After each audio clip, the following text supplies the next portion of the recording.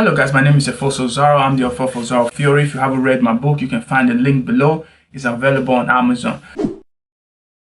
So today I want to talk about what is going to be the future of humanity in the post-COVID. The future of humanity is really going to be simple. Really a future whereby there's going to be a lot of control and there's going to be a lot of, I would say, top-down rules, because why? The globalists believe that the future of humanity only depends on one thing, which is about a system of control whereby everybody can be in this kind of like a database system controlled by maybe artificial intelligence or controlled by a corporation.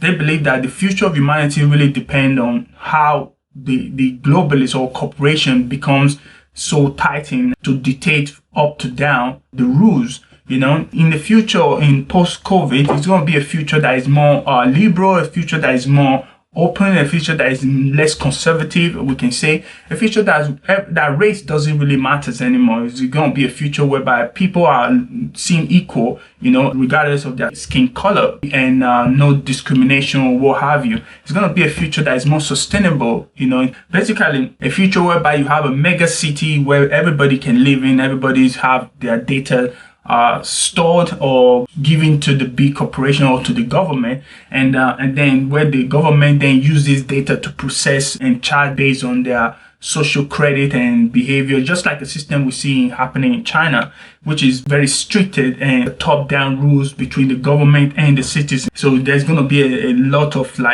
push down and a cut down of the middle class, so that there's no middle class in such society. So a future like that, it can be dystopia-like, a future like that can be very threatening and very scary if you really think about it on the long run. But at the same time, when you really look at it from a security standpoint, it's a future where the globalists look at it from a point of view of existential threat.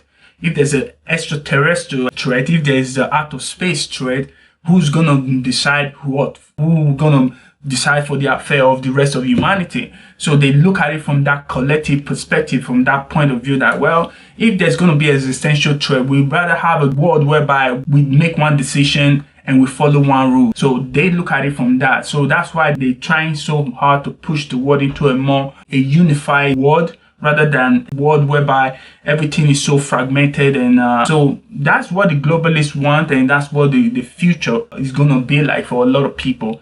But for us human or citizens who live under this system, we're going to have to change our way of life, our way of understanding, our principles and our core value. We have to be shifted or tested, during this time. Even the 2020 COVID-19 already shown that people's core value, people's principles were pushed to the limit and were tested. And those things have to be taken into consideration when we go into the future. We have to then change our mindset, our way of thinking. Certain things we have to change, certain core value we have to be eroded in order for us to live in this future that the globalists are proposing for humanity. So I think it's a very scary future. I think it's a future that is going to challenge a lot of people psychologically, and it's going to challenge a lot of people spiritually and mentally. But I think human beings, we always got that resilience, so we always try to we're going to survive. We can survive this regardless of how tough, how bad it's going to be. We can survive this. Human being, we always have the ability to adapt, and that's great about human being. We can always adapt to different conditions and survive, you understand me? So that's just what it is, and that's just my take. If you're new for the first time, subscribe to the channel. That helped me to grow the channel. Hope you guys enjoy. If you enjoy it, give it a thumbs up, and if you got a specific topic you want me to cover, just drop the link below and I'm happy to dive on. That's it, and I see you guys again, and peace.